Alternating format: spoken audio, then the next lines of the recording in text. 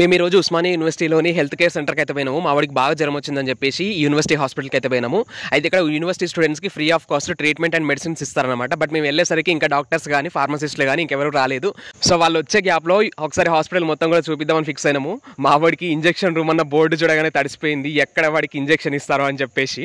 ముఖ్యంగా మనకు ఈ హాస్పిటల్లో అన్ని రకాల డాక్టర్స్ అయితే అవైలబుల్గా ఉంటారు, స్పెషలిస్టులు అయితే ఉంటారు. అది ఏ బ్రాంచ్ అయినా కానీ, డెంటల్ కానీ, స్కిన్ కేర్ కానీ, ఏదైనా కానీ, ఫిజియాలజిస్టులు కూడా ఉంటారు. ఇక్కడ మనకి ఈసీజీ కూడా అవైలబుల్గా ఉంటుంది. అంటే హార్ట్కి సంబంధించిన ట్రీట్మెంట్ కూడా, టెస్టులు కూడా కండక్ట్ చేస్తారు. టెస్టులు చేయడానికి ల్యాబ్ కూడా ఉంది అండ్ పేషెంట్స్ కోసం వీల్ చైర్ కూడా అవైలబుల్గా ఉంచారు. ఉస్మానియా యూనివర్సిటీలో పాములు కూడా ఉండే, ఒకసారి స్టూడెంట్స్ ని పాము కాటేసినప్పుడు అంబులెన్స్ కాల్ చేసినప్పుడు కూడా అంబులెన్స్ వస్తుంది. ఎండ దెబ్బ తగిలినప్పుడు ఎమర్జెన్సీ కండిషన్స్ లో అంబులెన్స్ అయితే కాల్ చేస్తాము. అండ్ ఈ బ్లాక్ లో మనకైతే హెర్బల్ మెడిసిన్ అయితే ఇస్తారనమాట, హోమియోపతి మెడిసిన్. ఆఖరికి డాక్టర్ వచ్చి మామూని చెక్ చేసి ప్రిస్క్రిప్షన్ అయితే రాసి ఇచ్చారు. చూడండి ఫార్మసీలో ఎన్ని మెడిసిన్ ఉన్నాయో.